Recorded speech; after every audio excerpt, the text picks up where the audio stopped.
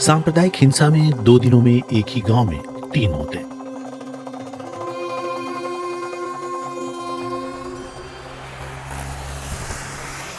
ऐसी सांप्रदायिक हिंसा छत्तीसगढ़ में आम नहीं है। बीरनपुर में उस दिन साहू समाज की बैठक थी। 2 स्कूली बच्चों की मारपीट को लेकर गांव में इकट्ठा भी हुए हमारे हिंदू समाज के, भाई यार तो छोटे बच्चे को मार रहा, कल चल के 2-3 साढ़े कहीं भी ये लोग मारेंगे। तो हमारी बैठक चालू था तो ये लोग डंडा लाठी औजार लेके हमला ही बोल दिया लोग।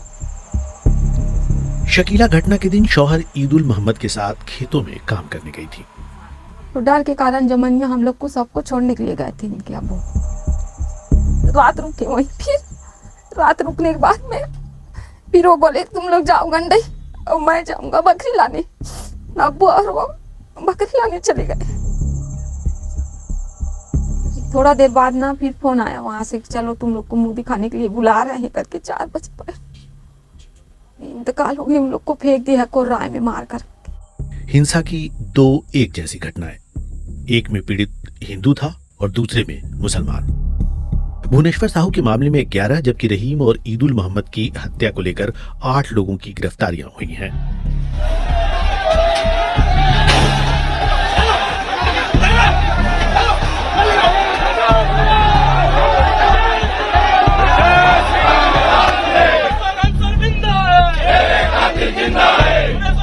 अध्यक्ष अरुण साव के साथ धरने पर बीजेपी कार्यकर्ता।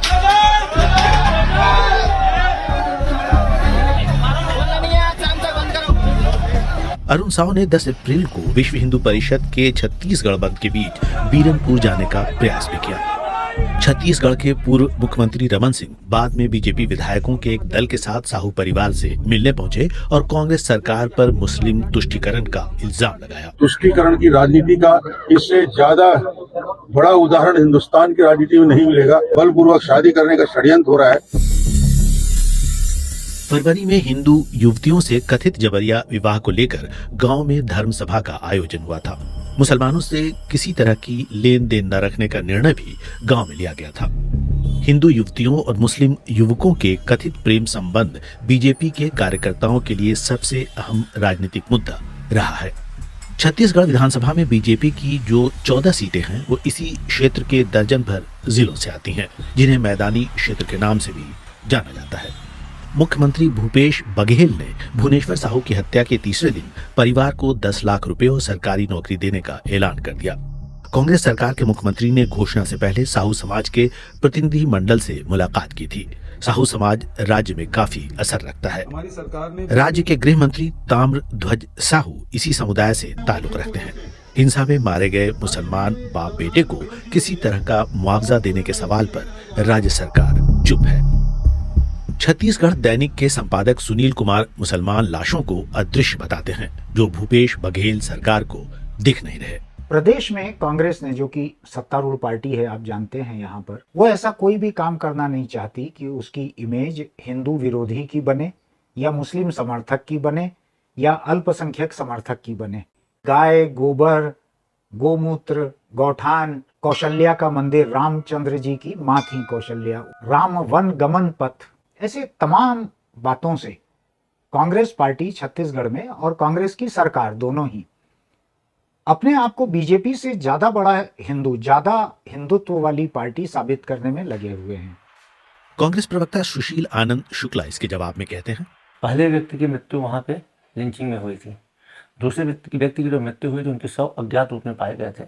किसी भी प्रकार के दंगे के वहाँ पे निशान नहीं थे। हमारी सरकार अभी भी उसकी पड़ताल कर रही है। दंगाई के रूप में उनकी मृत्यु हुई, निश्चित तौर पर जैसा पहले वाले के साथ हुआ था वैसा दूसरे वाले के साथ में भी मुआवजा दिया जाएगा। भूपेश बघेल सरकार ने हालांकि ये रुख तब अपनाया है जब मुआवजे में पक्षपात का मामला हाईकोर्ट में जा पहुंचा।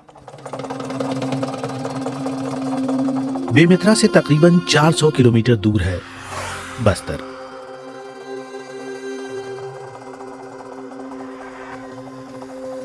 जहां साल 2008 तक बीजेपी के पास कुल 12 में से 11 सीटें हुआ करती थीं, जो पिछले राजकीय चुनाव में 0 पर पहुंच गईं। हिंदुत्व संगठन इलाके में पिछले दिनों बेहद सक्रिय रहे हैं। ईसाई मत को मानने वाले सेमलाल के परिवार को दोहरा झटका लगा। पहले तो बेटे की संदिग्ध हालत में मौत, उसके बाद उसकी लाश के दफनाए जाने पर हंगामा। सेमलाल ने निजी कारणों से आत्महत्या कर ली थी। सेमलाल की जवानी में हुई मौत के बाद से उनके पिता चेतू मानसिक संतुलन खो चुके हैं और घर छोड़कर कहीं चले गए हैं। धर्मांतरण तुम लोग यीशु मसीह को छोड़ दो और तुम लोग फिर से हिंदू रीति में आओ, फिर तुम लोगों को लाश दिया जाएगा और दफनाने के लिए जगह दिया जाएगा बोल के हम लोग के ऊपर गांव वाले प्रेशर करने। सेमलाल को गांव से 35 किलोमीटर दूर लाकर जगदलपुर के इस कब्रिस्तान में दफनाया गया। इर्राकोट जैसी घटना बस्तर के लगभग हर गांव, कस्बे और शहरों में दोहराई जा रही हैं। इसमें पुलिस का किरदार यह है, जाती है, छावनी लगाती है और एक पक्ष कार्रवाई करते हैं और उसके बाद फिर गांव वाले और हावी हो जाते हैं। ईसाई समुदाय के लोगों को सबसे पहला राशन पानी बंद कर देना, बाजार हाट में जाकर के बाजार हाट व्यवसाय करने नहीं देना, फिर उसके बाद जो पानी बोर से लेते हैं उस बोर में पानी लेने के लिए मना कर देना और घर धमकी देना कि घर टूटवा देंगे। पूर्ण रूप से गैर हिंदू, चाहे वो मुस्लिम हो या ईसाई हो, किसी भी प्रकार का व्यापारिक लेन देन नहीं करेंगे। क्योंकि बस्तर का आदिवासी का माटी पुजारी बोल के कहा जाता है। अगर माटी पुजारी के साथ ही धर्मांतरण का अगर खेल होता है तो निश्चित रूप से आने वाले समय हिंदू संस्कृति को ये घातक होगा। इसी कारण से हम लोगों ने अभी पूर्ण जोर इसका विरोध करते हुए धर्म प्रसार के काम को और भी अत्यधिक बढ़ाया है। ऐसा अगर देखा जाए तो लगभग 700 से 800 परिवार है जिनको हम अभी तक घर वापसी करवाए हैं। बस्तर में साल 2023 की शुरुआत ही हुई नारायणपुर कैथोलिक चर्च पर हमले की घटना से, जिसमें एसपी समेत पुलिसकर्मियों को भी निशाना बनाया गया।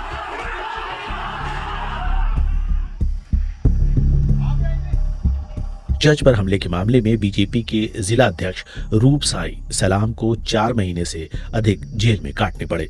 ये बड़ी विडंबना है कि अल्पसंख्यकों को, विशेषकर ईसाई मुस्लिम को कांग्रेस का वोट बैंक समझा जाता है और अभी हमको किसी भी प्रकार की चर्चों को इस सरकार से बहुत ज्यादा सुविधा की अपेक्षा थी वो हमको प्राप्त नहीं हो पा रही है। इससे मसीह समाज में भी सरकार के प्रति एक सोचनीय स्थिति निर्मित हो गई है।